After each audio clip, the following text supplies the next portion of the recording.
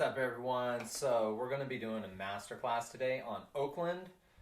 Oakland comes out of the Marimba Technique Through Music book by Mark Ford. As you guys know, I've got a couple of videos out of this book, and I really like it because not only does it address technical aspects, but it does it in an extremely musical way. Sometimes we find ourselves stuck on one end or the other where we've got technique builder studies or etudes that aren't musically interesting, or we have music that maybe only addresses certain techniques, or you're expected to know all the techniques by the time you go learn it. So this book's really practical for getting yourself from ground zero to being a functional marimbist. Okay, so digging into Oakland. Oakland is basically an ABA form, and I think that that's really important to think of from the beginning, because we want to kind of have an idea where we're going, what some of the main themes are, what should be present throughout the piece as we start to learn it. So the technical focus for this is single independent strokes.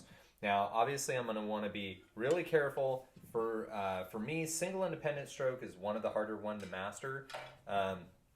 Also the double lateral. But single independent stroke is really hard because we want to watch that outside mallet and make sure that it's not going up and down like this. So if we have some side-to-side waggle, that's okay if you're a Stephen script player. Side-to-side waggle is okay. Up and down, not so good. If you do any of the other techniques, cross grip, it's pretty similar. You want to keep the motion on that mallet very, very slight. Anything like this, that means that you're actually rotating in the center and doing a single alternating stroke. So as you progress in your skill through this exercise or through this etude, just keep an eye on that. All right, so here in the beginning, I think it's important to note that the left hand really is the primary source of melodic content, but only in certain spots. So what I like to do, instead of keeping all of these C's equal at the beginning, bum, bum, bum, bum, bum, bum, I like to kind of give a little more emphasis on the beat one each time and treat the other almost as a way of kind of simulating sustain.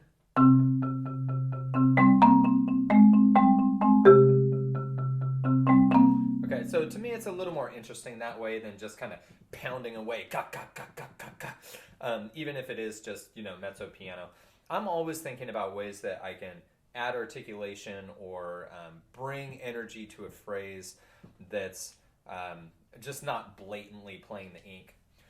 The other thing too is here that I like at the end of the first bar, right, to let that really be the melody. Bum, bum, bum, bum, bum, bum, bum, bum. Okay, to let those notes bring the energy up. So from the beginning. Sorry.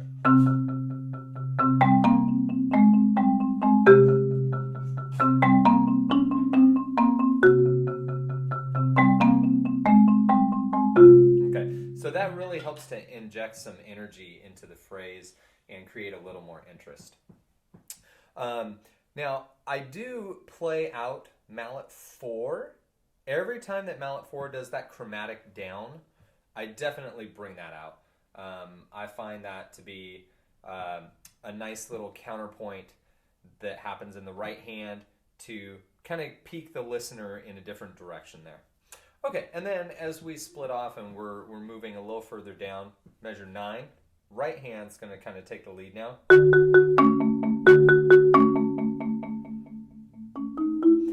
And so I like to play the right hand out right at measure 9, as that kind of sets you up now for the right hand lead into the next phrase.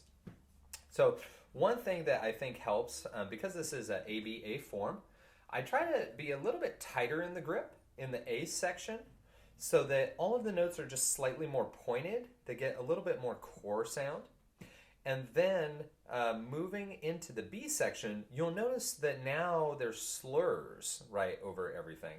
And so that tells me, okay, I need to have much more warmth, length of phrase here. So I'm actually going to relax in the grip and try to let these notes float more. Whereas before it would be point, point, point. Now it's da, da, da, right? One longer line. So I'll just play the last little bit starting at measure 9 here.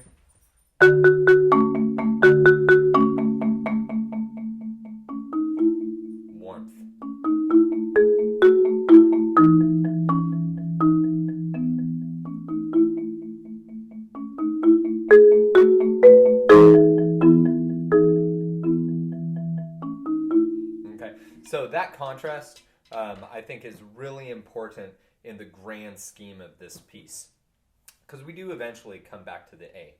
Okay, so a couple of quick things that I wanted to address in the opening.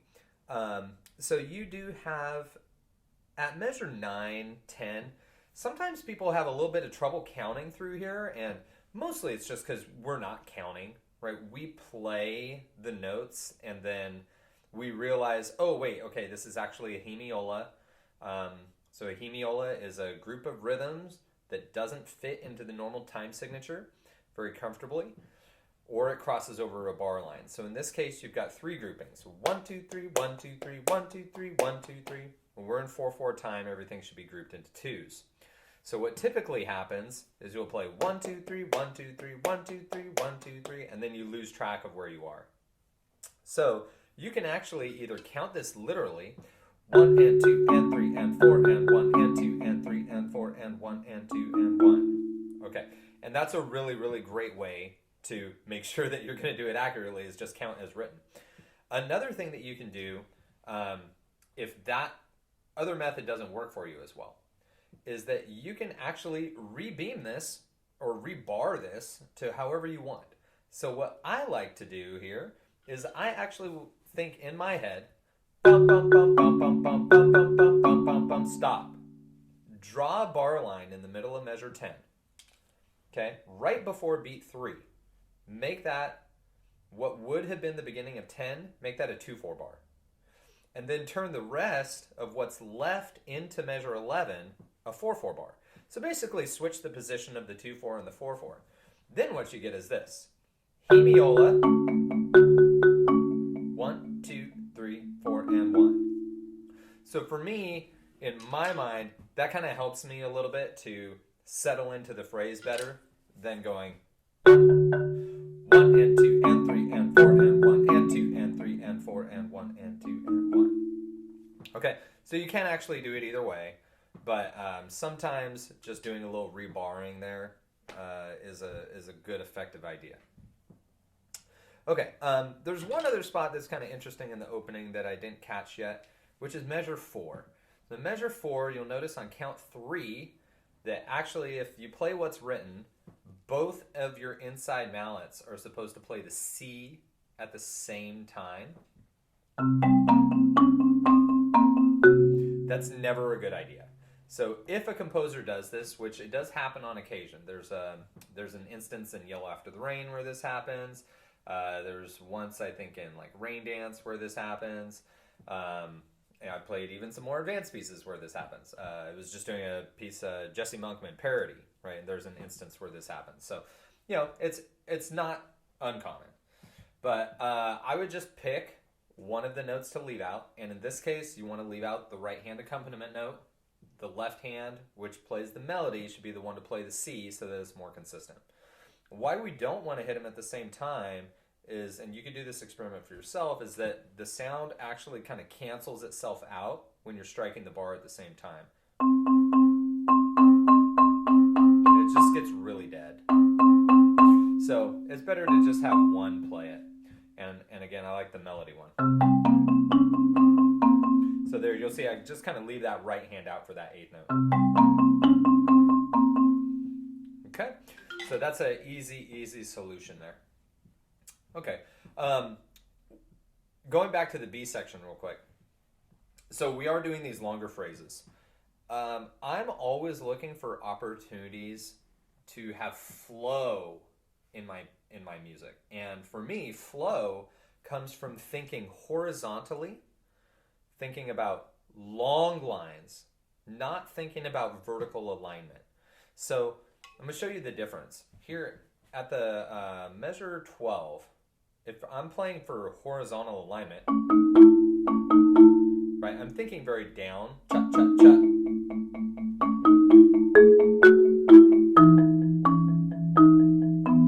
And basically, like, there's nothing inaccurate about that per se, it's just not musical.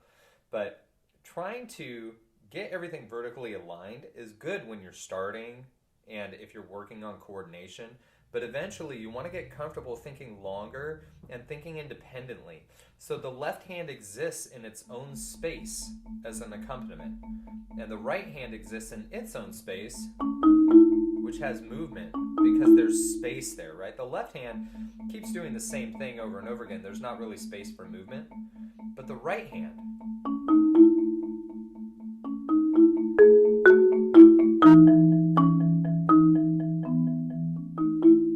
really has a chance to kind of breathe its own.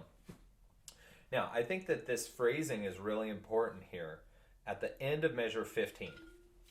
So you've got bum, bum, bum, bum, end of the sentence. Then bum, bum, bum, right, which mirrors what you get in the pickups in measure 11. So making that really, really clear that, hey, here we go on the phrase again is very important. So I actually bring the dynamic up just slightly at the pickups that go into 16 to help you know, like, hey, we're back into this phrase that I just introduced.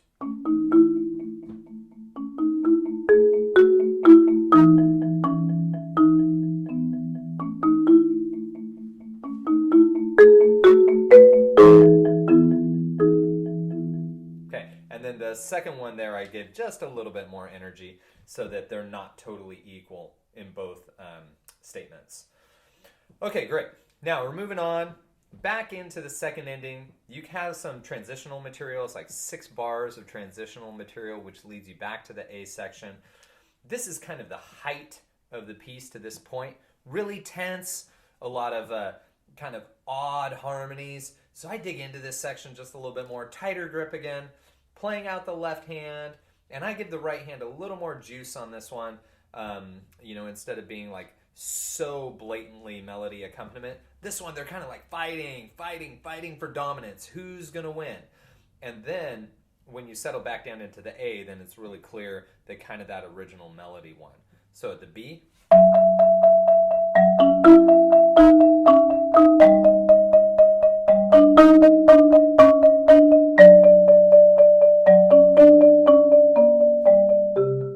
now we're back.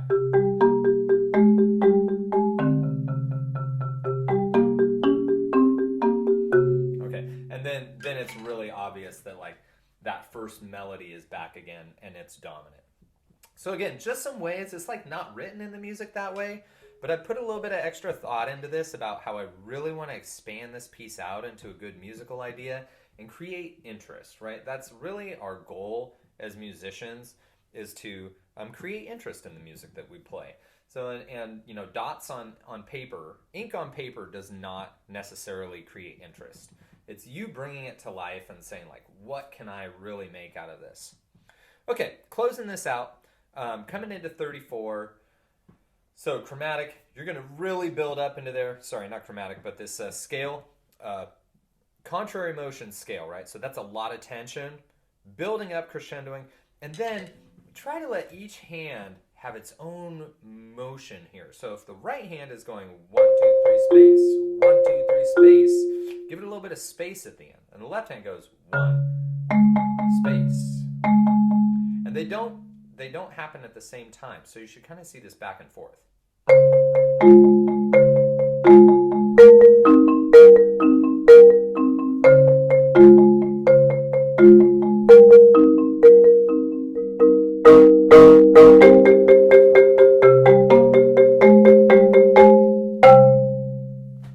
Okay, so just a kind of a motion thing there that you want to work on. And you can exaggerate those diminuendos if you wanted to, like really slam it in on the fortissimo coming back. Just a little detail there that you might want to work on. Now, some people have a little bit of trouble getting this last note. And then out. So the way that I kind of do that, if you find that you're having trouble with that, is really just to make the right hand the primary focus. Don't try to watch both hands. You're probably trying to watch both hands and you're going like, whoa, whoa, whoa, okay, back and forth. What do I see? So you want to be able to play the left hand without looking. It's just a half step down, and you hold your hand in a fifth the whole time. So you never have to adjust the interval. You just pull your left hand back and to the left. The right hand, then you got to expand the interval and only watch the C. Okay, and so if you can do that, then you're not going to miss anything. You're not going to miss any notes. All right, hopefully this was some help to you. If you got any like specific questions on a section here that maybe I didn't address, go ahead and drop that in the comments below, and I can certainly type you out a reply with my thoughts on it. Otherwise, make sure that you guys hit that like button, subscribe, click the bell, get those notifications. I'm going to be posting a lot more regularly for you guys, trying to make it a goal at least once every 2 weeks, hopefully moving to weekly, and try to get you guys the help and the insight that you want on this music. All right, thanks so much. See you next time.